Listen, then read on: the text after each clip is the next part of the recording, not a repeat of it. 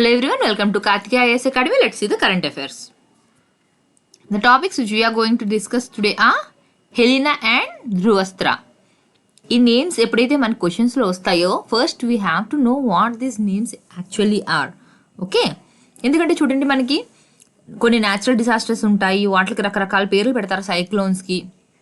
Okay, కొన్ని చోట్ల కొన్ని యానిమల్స్ కానివ్వండి, కొన్ని బర్డ్స్ కానివ్వండి, రివర్స్ పేర్లు ఉంటాయి. అయితే మనకు అసలు ఆ నేమ్ దేందో తెలిస్తే కానీ will not be able to answer the question. ఇది మనకి ఎక్కడ అంటే మెయిన్గా ప్రిలిమ్స్ దగ్గర we get confused when we don't know the exact meaning of the name. ఇక్కడ ఇవేంటి అసలు, హెలీనా అంటే ఏంటి, ధృవస్త్ర అంటే ఏంటి అన్నది మనం డిస్కస్ చేద్దాం. Next topic is go electric campaign. అంటే ఏంటి, ఇక్కడ ఎలక్ట్రికల్ యూస్ ఎలా చేసుకోవాలి, వెహికల్స్ కానివ్వండి లేకపోతే ప్రతిదీ కూడా అనమాట. అంటే మనకి ఏవైతే ఫాసిల్ ఫ్యూయల్స్ అవి ఉన్నాయో వాటిని రీప్లేస్ చేస్తూ ఎలక్ట్రికల్ ఏ విధంగా యూస్ చేయొచ్చు అని చెప్పి, యూస్ చేయడం వల్ల లాభాలు ఏంటి, ఓకే దాన్ని ప్రమోట్ చేయడం అనమాట. ఎలక్ట్రికల్ ఎక్విప్మెంట్స్ని యూస్ చేయడం కోసం ప్రమోట్ చేస్తుంది ఇది go electric campaign. Next, earth magnetic field broke down 42,000 years ago.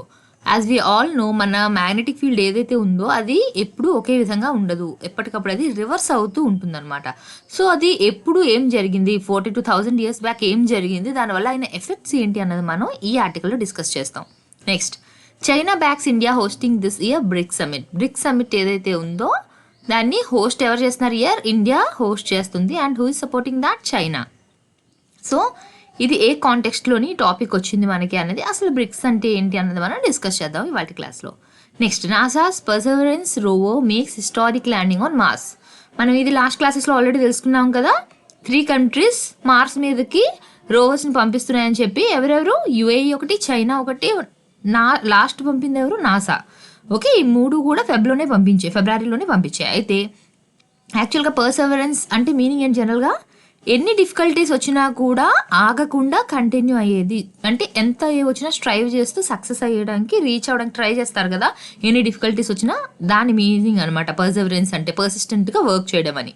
Okay, అయితే ఈ రోవర్ ఏమైంది ఇప్పుడు, యాక్చువల్గా దీన్ని పంపించిన పర్పస్ ఏంటి, to land on Mars to study about the ancient life ఏదైనా అక్కడ ఉందా అన్నది స్టడీ చేయడం కోసం. అయితే ఇప్పుడు అది అక్కడ ల్యాండ్ అయింది, దానికి సంబంధించిన ఆర్టికల్ ఇది. Okay, so let's start with the first topic, Helina and Dhruvastra. అయితే హెలీనా అండ్ ధృవస్త్ర అన్నవి ఏంటి, ఎందుకు ఇక్కడ ఇప్పుడు ఈ కాన్సెప్ట్ వచ్చిందంటే, వీటి తాలూకా యూజర్ ట్రయల్స్ చేశారు. ట్రై చేస్తారు కదా ఫస్ట్, ఏదన్నా సరే కంప్లీట్ అయిన తర్వాత యూజర్ ట్రయల్స్ చేశారు. అయితే యాక్చువల్గా హెలీనా అంటే ఏంటి, this is army version and Dhruvastra అన్నది air force version, missile systems. యాక్చువల్గా 2 నేమ్స్ ఇదేనివి, మిజైల్ సిస్టమ్స్ తాలూకా names. Okay, so the user trials of Helina and Dhruvastra were carried out from advanced light helicopter ALH platform in desert ranges. ఎక్కడ చేశారు ఇది, desert రేంజెస్లో try చేశారు, user trials చేశారు ఈ మిజైల్ సిస్టమ్స్వి. Okay, the missile systems have been designed and developed indigenously by DRDO. ఇండిజీనియస్ని అంటే ఏంటి, మన కంట్రీలోనే మనం డెవలప్ చేసుకుంటే దాన్ని మనం ఇండిజీనియస్ అని అంటాం. Okay, so who design this, DRDO. The Helina and Dhruvastra are 3rd generation. ఇది ఎన్నో జనరేషన్ మీరు గుర్తుపెట్టుకోవాలి, ఎంత ఇది, 3rd generation. Lock on before launch, fire and forget anti tank guided missiles. ఈ 2 ఏంటి టైప్, ఏ టైప్లోకి వెళ్తాయంటే, lock on before launch and forget anti tank guided missiles. Okay, that can engage targets ఏ డైరెక్షన్స్లోనంట, both hit, direct hit mode as well as top attack mode. 2 కూడా ఏంటి, డైరెక్ట్గా ఎదురుగా వచ్చి టార్గెట్ చేసేది, సెకండ్ థింగ్ పై నుంచి అనమాట, టాప్ నుంచి అటాక్ చేసేది. 2 రకాలు కూడా ఇందులో ఉన్నాయి. Next, this is all weather అంటే ఏంటి, ఏ టైప్ ఆఫ్ వెదర్ కండిషన్స్లో అయినా కూడా వర్క్ అవుతుంది. అండ్ ఎనీ లైటింగ్ అంటే ఏంటి, డే లైట్ కానివ్వండి, నైట్ లైట్ కానివ్వండి, ప్రతి దాంట్లో కూడా క్యాపబుల్ అయ్యే విధంగా ఇది ఉంది. And it can defeat battle tanks with conventional armour as well as with explosive reactive armour. Okay, కన్వెన్షనల్వి ఉన్నాయి అండ్ ఎక్స్ప్లోజివ్వి, 2 రకాల ఆర్మర్స్ కూడా ఇందులోని యూజ్ చేశారు. It is one of the most advanced anti tank weapons. Okay, anti tank వెపన్స్లోని this is the advanced one. Okay, జనరల్గా మనం ఇటు నుంచి ఇక్కడ ఆర్మీ స్టాండ్ ఉంది, ఇక్కడ నుంచి ఉన్నారు అనుకుందాం. ఓకే, సో ఇక్కడ నుంచి వీళ్ళు ట్యాంక్స్లో వస్తున్నారు అనుకోండి, అప్పుడు ఆ ట్యాంక్స్ని మనం ఎలాగా ఎదుర్కొంటాము, by using these anti tank missiles. ఈ ట్యాంక్స్ యాంటీ ట్యాంక్ వెళ్ళి ఈ ట్యాంక్స్ని ధ్వంసం చేస్తాయి. సో ఇందులోనే this is the advanced model అని చెప్పి చెప్తున్నారు. Okay, Now why it was in news? Because both of them underwent the user trials and they are ready for induction. Second topic is Go Electric campaign. As I already told you, Go Electric campaign is regarding using the electric, like it is a trial to replace the fossil fuels use చేయడం వల్ల మనకి ఏమేమి losses వస్తున్నాయి, and by going electric what are the benefits we are going to discuss over here. Okay, Shri Nitin Gadkari. Who is Nitin Gadkari? He is the Union Minister for Road Transport and Highways, Micro, Small and Medium Enterprises, MSMEs కి and Road Transport and Highways రెండింటికి కూడా union minister ఎవరు మనకి? Nitin Gadkari. As I already told you, ఇలా ఎప్పుడైతే articles వస్తాయో అందులోనే మనం మినిస్ట్రీస్ నేమ్స్ని నేర్చుకోవాలి. ఓకే, నెక్స్ట్ ఇక్కడ వేరే మినిస్ట్రీస్ నేమ్స్ కూడా ఇచ్చారు చూడండి. In the august presence of Shri R K Singh, union minister of state for power and new and renewable energy, minister of state for skill development and entrepreneurship, వీళ్ళు ఏం చేశారు? కలిసి మనకి గో ఎలక్ట్రిక్ క్యాంపైన్ని లాంచ్ చేశారు. దేనికోసం? ఈ ఏదైతే క్యాంపైన్ ఉందో దేనికోసం? It is to develop or to raise the awareness on the benefits of e-mobility and EV charging infrastructure as well as electric cooking in India. Okay, ఈ ఎలక్ట్రిక్ ఏవైతే ఉన్నాయో మనకి ఫాజిల్ ఫ్యూయల్స్ బదులుగా వాడాలి అని చెప్పాను కదా, ఎక్కడెక్కడ ఇవి రీప్లేస్ చేయమంటున్నారు? Not just in the vehicles ఏవైతే ఎలక్ట్రిక్ ఉంటాయి అక్కడ మాత్రమే కాదు, కుకింగ్ దగ్గరికి వచ్చేటప్పుడు కూడా ఎలక్ట్రిక్ కుకింగ్ అన్నది ప్రమోట్ చేయాలి అని చెప్పి. Okay, when compared to conventional fuels the electric fuel has low cost. అంటే ఏంటి? జనరల్గా కన్వెన్షనల్ ఫ్యూయల్స్ అంటే ఏంటి? మనం ఏవైతే యూస్ చేస్తున్నప్పుడు కుకింగ్ విషయంలో చూసుకుంటే we are using the LPG. Okay, బయట చూసుకుంటే we are using the crude petrol కానివ్వండి, డీజిల్, అవి యూస్ చేస్తున్నాం. Okay, those are the conventional fuels. వీటి బదులుగా in case if we use the electric fuel it has low cost. అంటే ఏంటి? కాస్ట్ అన్నది తగ్గుతుందని చెప్తున్నారు. రెడ్యూస్డ్ ఎమిషన్స్ అంటే ఏంటి? వాటి నుంచి ఏవైతే స్మోక్ కానివ్వండి ఇంకా హార్మ్ఫుల్ గ్యాసెస్ ఏవైతే వస్తాయో అవి కూడా రెడ్యూస్ అవుతాయి అని చెప్తున్నారు. అంటే ఏంటి? Here it is economically friendly to the user because the price is less compared to the conventional fuels, and if you consider how it is affecting the environment then the emissions are less, thereby the pollution will be less and the environment will be affected less. Okay, and the main thing is it is also indigenous. Ante enti which is developed by our own country. Okay, indigenous electrification of public transport, and not only economically but also eco-friendly as I have already discussed. Go Electric campaign is an important initiative that would help in reducing the import dependence. Okay, obviously see we don't have good reserves of petrol and diesel and all, any crude oil. We are not having good reserves. So what we do? We are importing them from the other countries, mostly from the Gulf nations. We are importing them. Okay, so ఇప్పుడు in case మనం అసలు crude oil తలక ఏదైతే utilisation ఉందో దాన్నే తగ్గించేస్తే if we go electric what happens here? The demand for the crude will be reduced, thereby the dependence on importing. వేరే countries నుంచి ఇంపోర్ట్ చేసుకోవడం అన్నది కూడా తగ్గుతుంది. మీకు ఎక్కడైతే యూసేజే లేదో డిమాండే ఉండదు. డిమాండే లేదు అంటే మనకి ఇంపోర్ట్ కూడా చేయవలసిన అవసరం లేదు. If we are importing something from the other country it means మన కరెన్సీ అక్కడికి వెళ్ళిపోతుంది కదా. ఓకే, మనకి ఎక్స్పోర్ట్ చేస్తున్నాము అంటే మనకి మనీ బాగా వస్తాయి. If we are importing it means we are paying them and we are getting from them. So మనం అసలు క్రూడే వాడకుండా, అంటే కంప్లీట్ జీరో చేయాలని కాదు, దాని యూసేజ్ని తగ్గించేస్తే డిమాండ్ ఎప్పుడైతే తగ్గుతుందో మనకి ఇంపోర్ట్స్ అన్నవి కూడా తగ్గుతాయి. ఓకే, సో దానివల్ల ఏమవుతుంది? The import dependence on our country is in the coming years it will be reduced. Okay, so this is an important step towards a cleaner and greener future because it's not affecting the environment. That is why this is a step towards the cleaner and greener future. Next, the campaign is aimed at creating awareness at pan India. It's not just specifically for a single city. ఎక్కడైతే pollution ఎక్కడ ఉంటుందో అక్కడ మాత్రమే అని కానీ, లేకపోతే ఒక single state మాత్రమే టార్గెట్ చేసి కాదు. This is to create awareness at pan India, all over India. Okay, and is expected to boost the confidence of electric vehicle manufacturers. Okay, చూడండి, ఎప్పుడైనా సరే ఒక ప్రోడక్ట్ ఉంది, అది ఎప్పుడు మార్కెట్లో లాంచ్ చేస్తారు? When they are good number of customers for that. Okay, మనం అసలు ఎలక్ట్రికల్ వెహికల్స్ని యూజ్ చేసే వాళ్ళే లేరు అంటే వాటిని మ్యానుఫ్యాక్చరింగ్ చేసే వాళ్ళు కూడా ఉంటారు కదా. ఎప్పుడు మనకి మోర్ నెంబర్ ఆఫ్ మ్యానుఫ్యాక్చరర్స్ వస్తారు? When there is a demand for a particular product then the number of manufacturers will be increasing. Okay, ఆ ప్రోడక్ట్కి డిమాండే లేదు మార్కెట్లో అంటే మ్యానుఫ్యాక్చరింగ్కి ఎవరు రారు. Okay, if one good is going well in the market, దానికి మ్యానుఫ్యాక్చర్ చేయడానికి ఎక్కువ మంది వస్తారు. సో ఇప్పుడు మనకి ఎప్పుడైతే మనం ఎలక్ట్రిక్ యూజ్ చేయడం మొదలు పెడతామో then the manufacturers will get confidence and they will start setting up manufacturing units. Next, this campaign would go a long way in fulfilling the main objective. Okay, అంటే ఏంటి, this campaign is helpful for achieving the objective. What is the objective? Of energy transition to move ahead on the path of లో carbon economy. ఇప్పుడు ఏవైతే meetings జరుగుతున్నాయో అవన్నీ కూడా ఎన్విరాన్మెంట్కి సంబంధించి దేనికోసం, it is to cut the carbon emission. ఏదైతే మనం గ్రీన్ హౌస్ గ్యాసెస్ని ఏవైతే చేస్తున్నామో, కార్బన్ ఏదైతే రిలీజ్ చేస్తున్నామో దాన్ని తగ్గించాలి. That is the main motive for any meeting. Okay, so దీనివల్ల ఏమవుతుంది, మనం ఈ ఫ్యూయల్స్ తగ్గిస్తే దాన్ని బట్టి కార్బన్ తాలూకా కంబషన్ అన్నది తగ్గుతుంది అండ్ దే బై మనం అట్మాస్ఫియర్లో రిలీజ్ చేసే కార్బన్ అన్నది తగ్గుతుంది. Okay, thereby saving our country and the planet from the adverse effect of climate change. ఎందుకు తగ్గించాలి అంటే because it is affecting the climate. Okay, climate change అంటే ఏంటి, మనకి ఉన్నదానికంటే టెంపరేచర్ అనేది రేజ్ అవడం. When the temperature rises obviously ఏం జరుగుతున్నాయి, ఈ స్నో కరగడం, గ్లేషియర్స్ కరగడం, ఇవన్నీ జరగడం, ఫ్లడ్డింగ్, ఇవన్నీ ఇంకా రకరకాల అడ్వర్స్ ఎఫెక్ట్స్ అన్నవన్నీ వస్తాయి.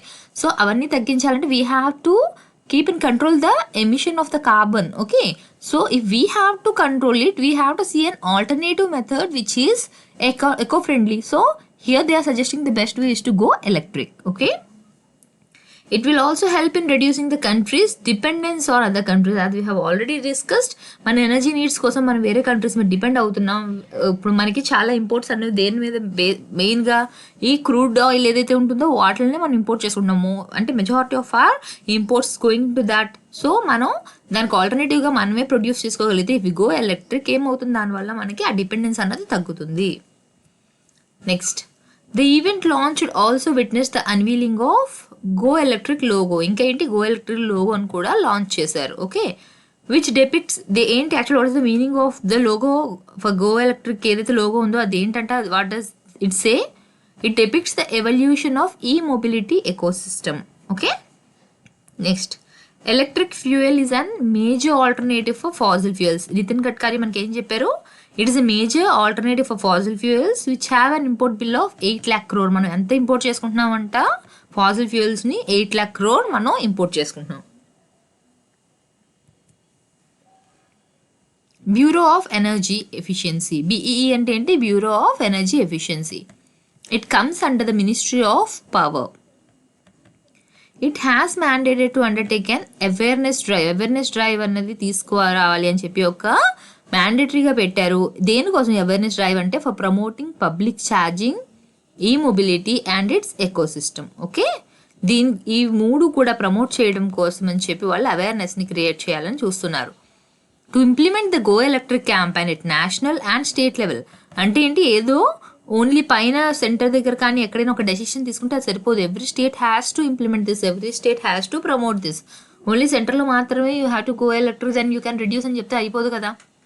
ప్రతి స్టేట్ కూడా దీన్ని ఇంప్లిమెంట్ చేస్తేనే కార్బన్ లెవెల్స్ అన్నవి మనకి కిందకి తగ్గుతుంది. ఎందుకంటే ఏదైనా సరే ఒక కార్బన్ ఎమిషన్ అనేది when we are counting, we don't just count a particular city or లేకపోతే ఒక స్టేట్ ఎంత ఇస్తుంది అని చూడడం. యాజ్ ఏ హోల్ కంట్రీ ఎంత కంట్రిబ్యూట్ చేస్తుంది కార్బన్ ఎమిషన్ అన్నదే చూస్తాం. సో అదేవిధంగా ఒక కంట్రీ దాన్ని రెడ్యూస్ చేయడానికి ఎంత వర్క్ చేస్తుందని చూస్తాం. So both at the national and the state లెవెల్లో దీన్ని ఇంప్లిమెంట్ చేయడం అనేది important. Okay, who will be giving the technical support for implementing this?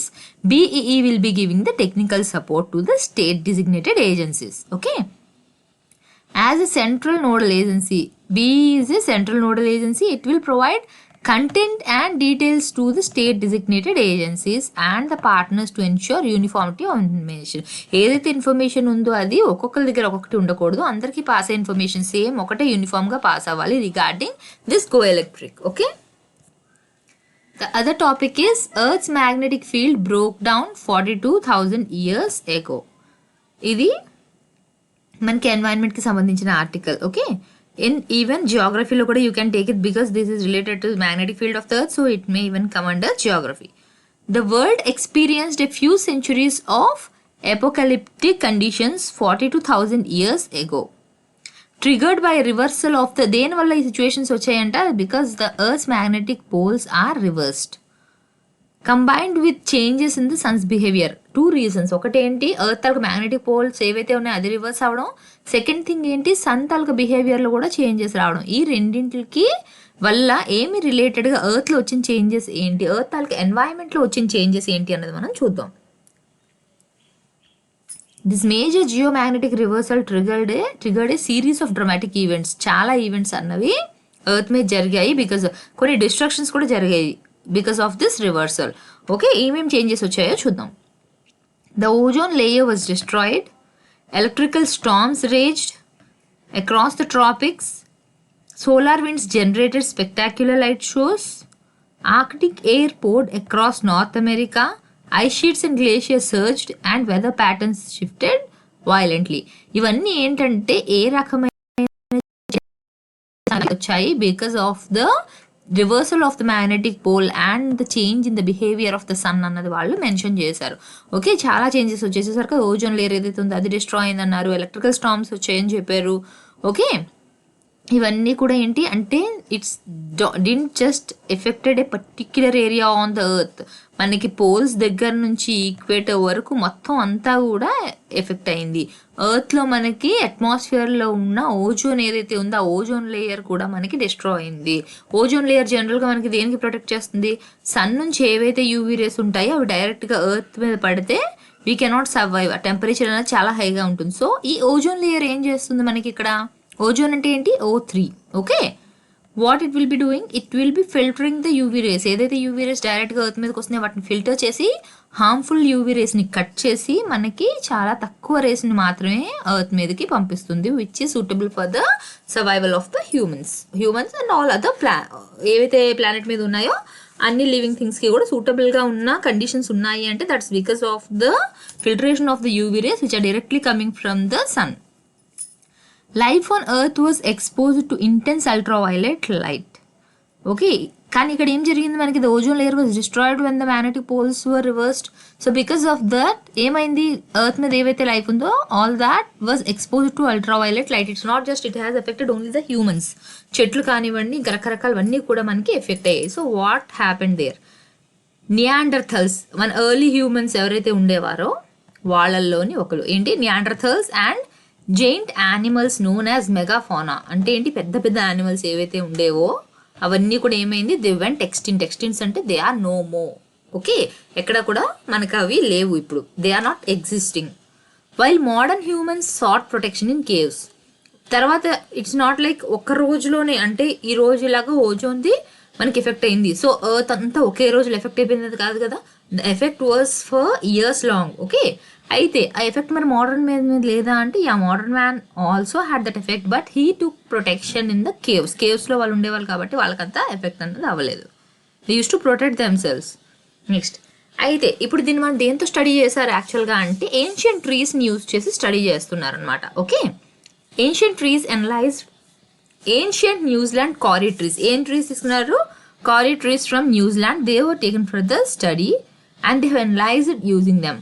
అవి ఎక్కడ మనకి దొరికాయి, that have been preserved in peat box and other sediments for more than 40,000 years ago. 40,000 years back నుంచి మనకి ఏవైతే కిందన ఎర్త్లో నివి ఎక్కడైతే పీట్ బాక్స్లో నివి ప్రిజర్వ్ చేసి ఉన్నాయో ఆ చెట్లు తీసి ఇవి స్టడీ చేశారు. ఓకే, ఏ చెట్లు అవి, kauri trees. Using the annual growth rings in the kauri trees they have been able to create a detail time scale of how earth atmosphere changed over its time. ఎప్పుడైనా సరే మనకి చెట్లను బట్టి ఎలా స్టడీ చేస్తారు అంటే ఇప్పుడు లైక్సే చూడండి, ఇది ఒక చెట్టు అనుకుందాం, దీన్ని మీరు ఇలా మధ్యకి కట్ చేసినప్పుడు ఏమవుతుంది, ఫ్రమ్ దిస్ సైడ్ అంటే రౌండ్గా ఏదైతే షేప్ వస్తుందో అందులోంచి మీరు స్టడీ చేస్తే యూ విల్ ఫైండ్ రింగ్స్. అంటే ఏంటి, ఇయర్ ఆఫ్టర్ ఇయర్ ఇలా కొత్తగా రింగ్స్ అన్న ఫామ్ అవుతాయి. అంటే ఫస్ట్ మీరు చూసినప్పుడు మనకి చెట్టు ఇలా సన్నంగా ఉంటుంది, కొన్ని ఇయర్స్కి ఏమవుతుంది, it will grow in to a thick stem.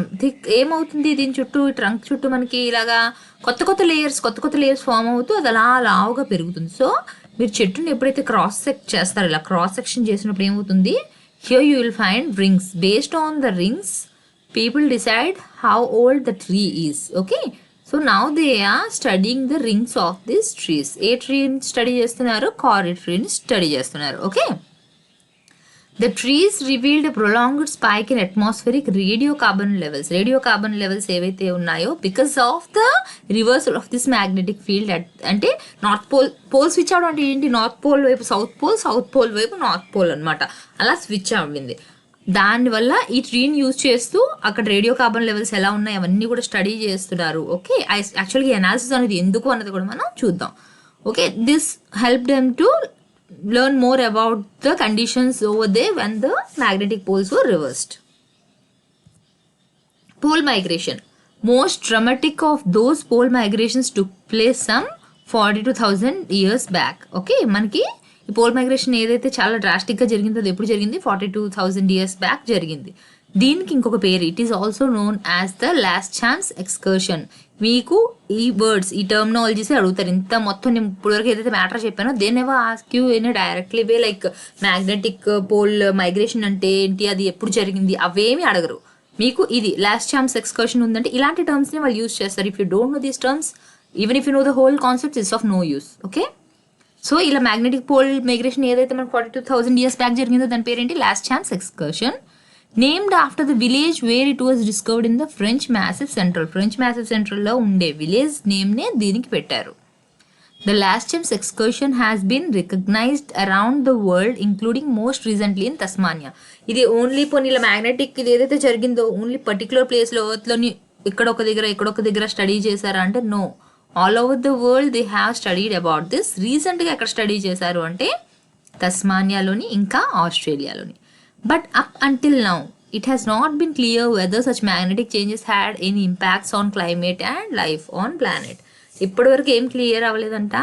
అలా జరగడం వల్ల ఏమైనా సరే ఇంపాక్ట్ అన్నది మనకి క్లైమేట్ మీద కానివ్వండి, ఇది ప్లానెట్లో ఉన్న లైఫ్ మీద కానీ ఎఫెక్ట్ ఏమైనా అయిందా, దానికోసం ఇంకా క్లియర్గా అంటే ఇట్స్ నాట్ లైక్ ఏం జరుగుండదు అని కాదు, జరిగింది, బట్ ఇంకా క్లియర్ ఐడియా అన్నది ఇంకా ఏమీ రాలేదు. How the tree analysis works. ఇప్పుడు ట్రీని అనలైజ్ చేస్తున్నారు అని చెప్పాం. Then how the analysis works. The Corey trees are like the Rosetta Stone, okay? Helping us tie together records of the environmental changes in caves. Cavesలో ఏమేమి environmental changes వచ్చాయి, ice కోర్స్లో ఏమొచ్చాయి, Pete బాక్స్లో ఏమొచ్చాయి, అన్నిటిని కూడా రిలేట్ చేసి వాటి గురించి స్టడీ చేయడానికి ఈ కారీ ట్రీస్ అన్నవి హెల్ప్ అయ్యాయి. అయితే ఎవరు చెప్పారు ఇది, professor Alan Cooper. Who is he? He is a co-lead this research project. ఈ రీసెర్చ్ ప్రాజెక్ట్ ఏదైతే ఉందో దాంట్లోని వన్ ఆఫ్ ద ప్రొఫెసర్ ఎవరితను, Alan Cooper. Using the newly created time scale we were able to show the tropical Pacific rain belts and the southern ocean westerly winds abruptly shifted. So వాళ్ళు చెప్పిన findings ఏంటంట, Pacific rain belts అంటే Pacific జోన్లో ఉన్న rain belts కానివ్వండి, southern ocean అంటే తెలుసు కదా మీకు, కింద ఏదైతే మనకు అంటార్క్టికా దగ్గర ఉందో దాన్ని సదర్న్ ఓషన్ అంటాం. Southern ocean westerly winds abruptly shifted. They have shifted suddenly at the same time. ఇదే టైంలో ఉన్నవి వితౌట్ రీజన్ ఏంటి తెలియకుండానే సడన్గా చేంజెస్ అన్నీ వచ్చాయి. బ్రింగింగ్ అయితే ఆ చేంజెస్ వల్ల ఏం జరిగిందంట, దే బ్రాట్ యారిడ్ కండిషన్స్. వీటి వల్ల యారిడ్ కండిషన్స్ అంటే డెజర్ట్ లైక్ అనమాట, అంటే where there is less rainfall. Okay, అలాంటి కండిషన్స్ మనకి ఎక్కడ వచ్చాయి, Australia. At the same time as a range of megafauna including giant kangaroos and giant wombats went extinct. ఎప్పుడెప్పుడు జరిగాయి, ఇది ఒక్కంతా కూడా ఒకే ఈవెంట్ సేమ్ ఒకేసారి జరిగింది. ఏమైంది, this Pacific rain belts and southern ocean westerly winds they shifted and Australia ఏమైంది, it became arid. Most of the part of the Australia మనకు తెలుసు కదా, పెద్ద పెద్ద డెజర్ట్స్ కూడా ఉన్నాయి ఆస్ట్రేలియాలోని. So how they became arid. Okay, మళ్ళీ అక్కడ మెగాఫోనా అంటే పెద్ద హ్యూజ్ జైంట్ యానిమల్స్ ఏవైతే ఉన్నాయో, here they have given the examples of giant kangaroos and giant wombats, they all went extinct. అంటే ఇప్పుడు లేవు ఆ జైంట్ క్యాంగరూస్ కానివ్వండి, జైంట్ వాంబాట్స్ కానీ ఇప్పుడు అక్కడ లేవు. ఓకే, ఫర్దర్ ఇంకా ఏం చేంజెస్ జరిగాయి, ఫర్దర్ నార్త్ సైడ్ చూస్తే what we have discussed here is about the southern hemisphere. In the north vast Laurentide ice sheet rapidly grew across the eastern US and Canada. ఇక్కడ ఈ ice sheet అనేది పెరిగింది. While in Europe the Neanderthals spiralled into extinction. Neanderthals ఏమయ్యారు, extinct అయిపోయారు. Okay, సౌత్లో ఇది జరిగింది southern హెమిస్ఫియర్లో, నాదర్న్ హెమిస్ఫియర్లో ఇది జరిగింది. Next topic is climate modelling. Okay, ఇందులోనే మనకి క్లైమేట్ మోడలింగ్ ఎలా జరిగిందని చూద్దాం. Investigated the impact of a weaker magnetic field and changes in the sun strength. ఇక్కడ ఏమైంది, మనకి మ్యాగ్నెటిక్ ఫీల్డ్ అనేది వీక్ అయింది, సన్ స్ట్రెంగ్త్లోని మనకి చేంజెస్ అన్నీ వచ్చాయి. During the magnetic switch the strength of the magnetic field plummeted to less than 6%. ఎంత తగ్గిపోయిందంట? వీక్ అయింది మ్యాగ్నెటిక్ ఫీల్డ్. ఓకే, ఎంత తగ్గిందంట? Less than 6% of what it is today. ఇవాళ ఎంతైతే ఉందో దాంట్లో కంపేర్ చేస్తే it became less than 6%. Okay, this compass back then would struggle to find north pole. అంటే ఏంటి? ఇప్పుడు జనరల్గా మీకు ఇది కంపాస్ ఉంటుంది. If you have to show ఏమవుతుంది, పర్టికులర్గా ఇటు సైడ్ మనకి నార్త్ వైపు నార్త్ నీడిల్ చూపిస్తుంది. సో ఎటువైపు అయితే నీడిల్ స్ట్రైట్గా ఉంటుందో we use to consider that as a north side. But ఇక్కడ ఏమవుతుంది, కనీసం నార్త్ ఇటువైపు కూడా it was struggling continuous, it was moving అనమాట. ఒక పర్టికులర్ వైపు నార్త్ అన్నది కూడా మనకి ఇలాగా చూపించడానికి లేదు, because the magnetic field was so weak at that time. With essentially no magnetic field, our planet totally lost its very effective shield against cosmic radiation. ఇప్పుడు వై యాక్చువల్గా ఎందుకు మ్యాగ్నెటిక్ ఫీల్డ్ అంటే చూడండి, ఇప్పుడు ఎర్త్ ఉంది, ఎర్త్ చుట్టూ మనకి ఏముంటుంది, ఇలా మ్యాగ్నెటిక్ ఫీల్డ్ అనేది ఉంటుంది. సో సోలార్ రేడియేషన్ ఏదైతే వస్తుందో అదేం చేస్తుంది, these magnetic field what they do, they deflect the rays. Okay, ఏం చేస్తాయి, అయాన్కి మొత్తం అంతా అయాన్సే కదా, it uses to deflect it. But ఎప్పుడైతే మనకి ఈ మ్యాగ్నెటిక్ ఫీల్డే వీక్గా ఉంది, అప్పుడు ఏమవుతుంది మనకి, they couldn't work as a protective shield against the cosmic radiation. అంటే నాట్ జస్ట్ సన్, కాస్మిక్ అంటే మనకి ఏదైతే స్పేస్ నుంచి వస్తుందో ఏది కూడా it was not able to protect earth from that because the magnetic field was very weak. And many more of these very penetrating particles from space నుంచి వచ్చే ఏవైతే పార్టికల్స్ ఉన్నాయో అవన్నీ కూడా మన ఎర్త్ అట్మాస్ఫియర్లోకి పెనిట్రేట్ అవ్వకుండా the magnetic field use to protect. But now it self is week. How it will be how it will act as a protective shield, because it itself is very weak at that time. Okay, so they used వాటికి access అనేది వచ్చేసినట్టే కదా, పైనుంచి ఏదైతే మనకి అట్మాస్ఫియర్లోకి వస్తున్నాయో cosmic particles, they can easily penetrate in to a atmosphere and they may affect a earth, because the shield magnetic shield which use to protect us is no more strength now. అప్పుడు strength అనేది తగ్గిపోయింది, స్ట్రెంగ్తీగా లేదు, it is very weak at that time. So they were able to penetrate easily. The sun experienced several grand solar minima. Already నేను last క్లాసెస్లో మీకు minima మ్యాక్సిమా అంటే చెప్పాను. ఏంటి, ఎప్పుడైతే మనకి సోలార్ యాక్టివిటీ ఏదైతే ఉందో అది చాలా ఎక్కువగా ఉంటుంది దాన్ని మ్యాక్సిమా అంటాం, చాలా తక్కువగా ఉంటుంది దాన్ని మినిమా అంటాం. Here they are several solar grand minima throughout this period. అంటే ఏంటి, సోలార్ యాక్టివిటీ అన్నది చాలా చాలా చాలా తక్కువగా అండ్ చాలా అన్స్టేబుల్గా అయిపోయింది. Because of that it started sending out numerous massive solar flares that allowed more powerful ionizing cosmic rays to reach earth. ఏమైంది, సోలార్ యాక్టివిటీ ఏదైతే ఉందో it became lower and unstable, and because of that massive solar flares allowed more powerful ionizing cosmic rays to reach the earth surface. Okay, so here the effect is not just because of the magnetic field reversal, but because of the changes in the behavior of the sun. One thing is, here the magnetic field became very weak, so it was not able to protect us like a shield. Second thing is the changes in the sun. అంటే ఏంటి, solar minima ఉంది అక్కడ, అంటే solar activity lower అయిపోయింది and very అన్స్టేబుల్గా ఉందన్నమాట. దానివల్ల ఏమవుతుంది, బయట నుంచి కాస్మిక్ ఏదైతే రేస్ వస్తున్నాయో వాటిని కూడా అది అలౌ చేసింది టు రీచ్ ద ఎర్త్. ఒకవైపు మనకి ఏంటి మ్యాగ్నెటిక్ ఫీల్డ్ ఏమో ప్రొటెక్ట్ చేయలేకపోతుంది, ఇంకొక వైపు సన్ బిహేవియర్ వల్ల మోర్ పవర్ఫుల్ కాస్మిక్ రేస్ అన్న వస్తున్నాయి, దానివల్ల అవన్నీ ఎర్త్ మీదకి రీచ్ అయ్యేటప్పటికి చాలా డిస్ట్రక్షన్ అనేది జరిగింది. The combination of factors had an amplifying effect. The high energy cosmic rays from the galaxy and also enormous burst of cosmic rays from solar flares నుంచి and galaxy నుంచి రెండు వైపుల నుంచి able to penetrate the upper atmosphere లోకి వచ్చేసాయి, changing the particles in the air and causing chemical changes. So అవి enter అయితే ఏమైంది, మన అట్మాస్ఫియర్లో ఎంటర్ అయిపోయిన తర్వాత ఏమైంది, no protection is there, ozone layer is depleted. ఇక్కడ మన మ్యాగ్నెటిక్ ఫీల్డ్ ఏదైతే షీల్డ్లో పనిచేస్తుందో అది కూడా not working because of no strength. Because of both, it started causing chemical changes and that drove the loss of stratospheric ozone. మనకి ఇప్పుడు I don't know whether you guys know or not, ఇది earth అనుకుంటే earth నుంచి మన అట్మాస్ఫియర్లో different layers అన్నవి ఉంటాయి మనకి. First troposphere, తర్వాత స్ట్రాటోస్ఫియర్, తర్వాత మీసోస్ఫియర్, తర్వాత థర్మోస్ఫియర్, తర్వాత ఎక్సోస్ఫియర్. అయితే మనకి ట్రోపోస్ఫియర్ అన్నది ఏంటి, మనకి క్లౌడ్స్ ఇవన్నీ ఏవైతే లోవర్ లెవెల్లో మనకు ఉన్నాయో మనం తీసుకునే రకరకాల గ్యాసెస్ ఏవైతే ఉన్నాయో అవన్నీ మనకి ట్రోపోస్ఫియర్లోనే ఉంటుంది. ఓకే, దీని తర్వాత మనకి ఏదైతే స్ట్రాటోస్ఫియర్ ఉందో ఇందులోనే మనకి ఈ ఓజోన్ లేయర్ అన్నది ఉంటుంది.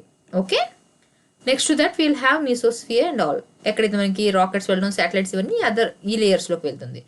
ఓకే, ఈ స్ట్రాటోస్ఫియర్లో ఏదైతే ఓజోన్ లేయర్ ఉందో ఇట్ ప్రొటెక్ట్స్ ఆ earth from the UV rays which I have already explained you. అయితే ఏమైంది, ఈ ఓజోన్ లేయర్ ఏదైతే ఉందో it got damaged because of the chemical changes. Okay, next concept, ఇందులోనే ఒక కాన్సెప్ట్ యాడమ్స్ ఈవెంట్, ఇది కూడా మీకు తెలిసి ఉండాలి.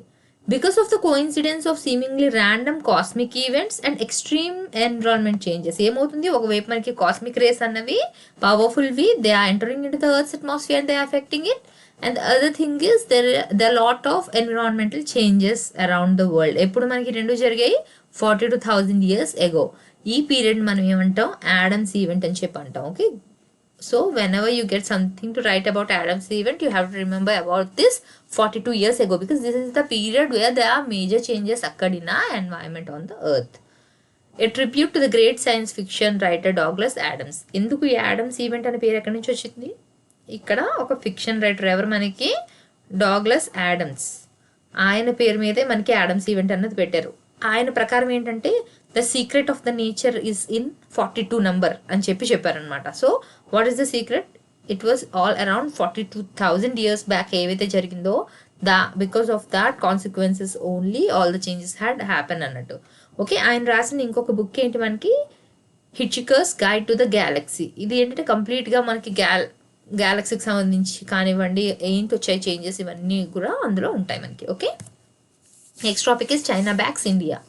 హియర్ చైనా బ్యాక్స్ అంటే ఏంటంటే it is supporting India for what, India is hosting this year's BRICS summit. China expressed its support for India in hosting this year's BRICS summit and said it will work with New Delhi to strengthen the cooperation among 5-member grouping of emerging economies. Okay, బ్రిక్స్లో అన్ని nations ఉన్నాయి మనకి, 5 countries. ఈ first starting letters ఏవైతే ఉన్నాయో these are taken from the starting letter of the names of the countries.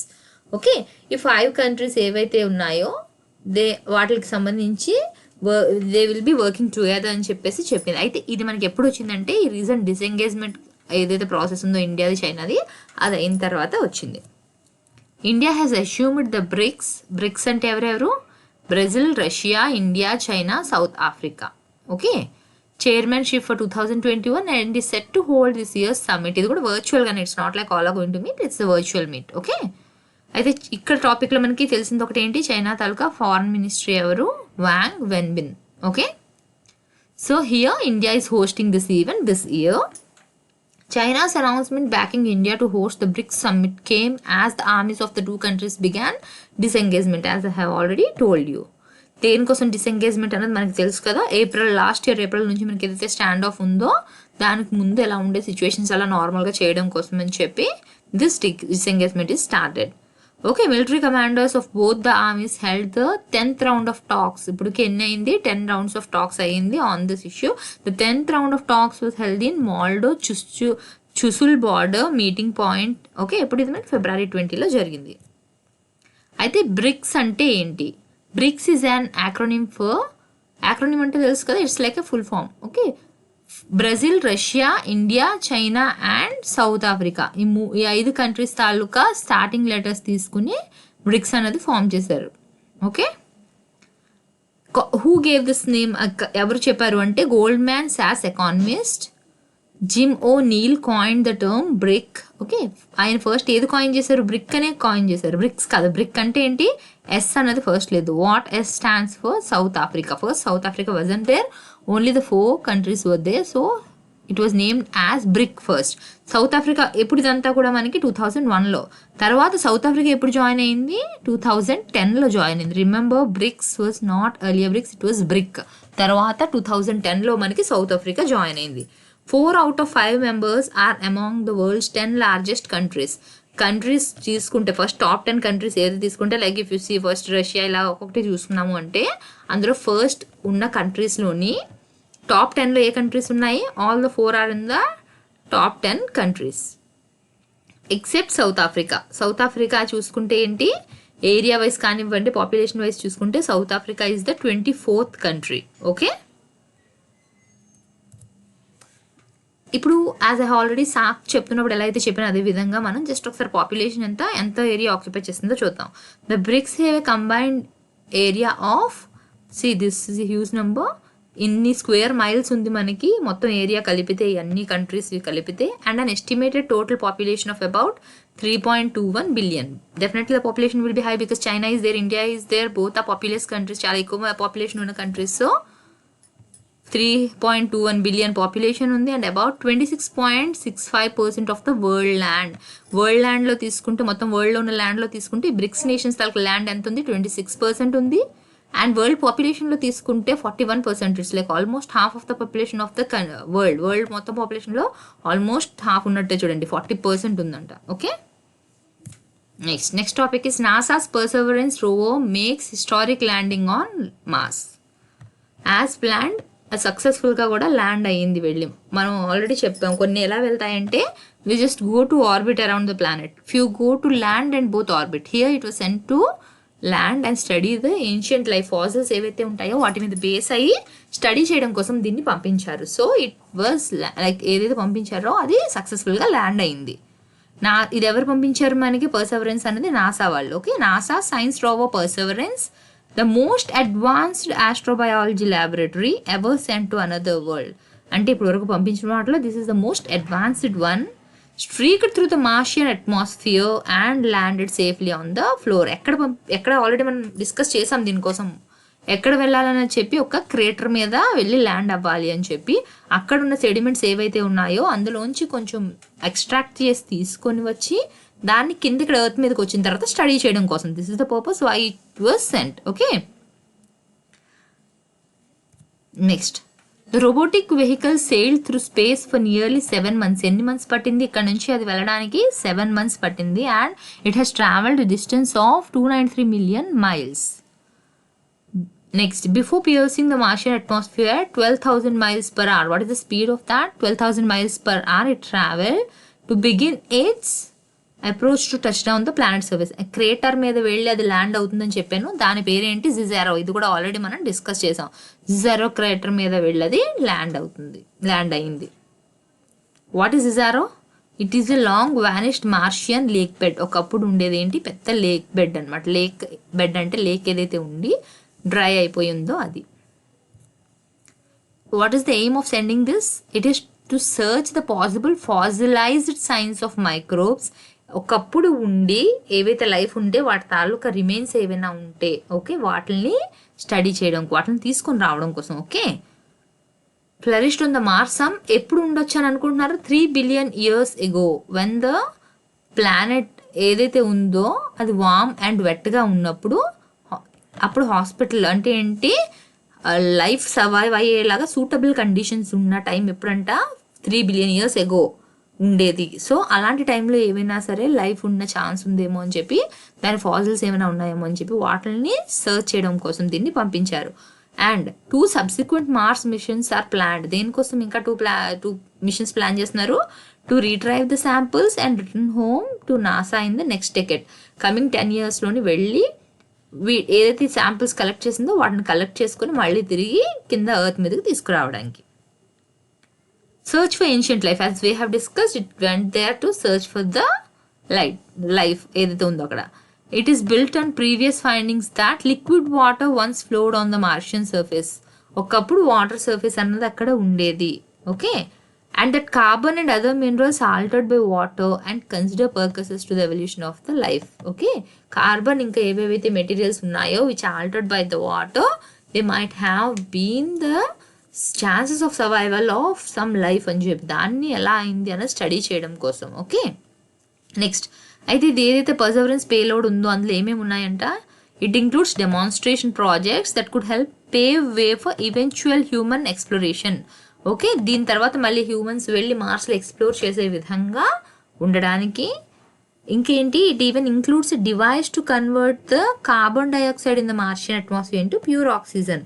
ఇప్పుడు humans వెళ్ళాలన్నా, survive అవ్వాలన్నా, ఏదో ఒక లైఫ్ సర్వైవ్ అవ్వాలన్నా ఆక్సిజన్ అన్నది కావాలి. So this device will be helpful to convert the carbon dioxide. ఏదైతే మార్షియన్ అట్మాస్ఫియర్లో కార్బన్ డైఆక్సైడ్ ఉందో దాన్ని ఆక్సిజన్గా కన్వర్ట్ చేయడానికి device. Another experimental prototype carried is miniature helicopter. ఇది కూడా మనం ఆల్రెడీ డిస్కస్ చేసాము పర్సెవరెన్స్ కోసం ఫస్ట్ క్లాస్లో చెప్పుకుంటున్నప్పుడు. ఓకే, ఒక చిన్న హెలికాప్టర్ని అక్కడ పంపించడానికి ట్రై చేస్తున్నారు. అండ్ ఏంటిది, it has a control flight of an air craft on another planet. This is the first time వేరే ప్లానెట్ మీదకి వేరే ఎయిర్ క్రాఫ్ట్ని చిన్న ఒక ఎయిర్ క్రాఫ్ట్ని పంపించడం. This is the first time. What it will be doing if it is successful?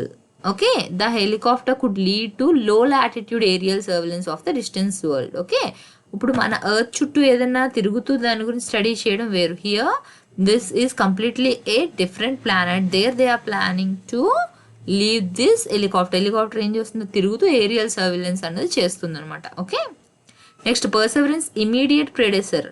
దీనికంటే ముందు అంటే పర్సెవరెన్స్కి ముందు వెళ్ళింది ఏంటి మనకి ఇమీడియట్ ప్రెడెసర్ క్యూరియాసిటీ రో. అది ఎప్పుడు ల్యాండ్ అయింది అక్కడ 2012లో ల్యాండ్ అయింది and it is still operating. దాని తర్వాత ఇంకొకటి ఏంటి స్టేషనరీ ల్యాండర్ ఏంటి InSight which arrived in 2018 to study the deep interior of Mars. So what you have to remember here, పర్సెవరెన్స్కి ముందు నాసా పంపించిన మిగతా రెండు ఏంటి, ఒకటి క్యూరియాసిటీ ఒకటి ఇన్సైట్. క్యూరియాసిటీని 2012లో పంపించారు, ఇన్సైట్ని 2018లో పంపించారు. InSight was sent to study the deep interior of Mars. Thank you.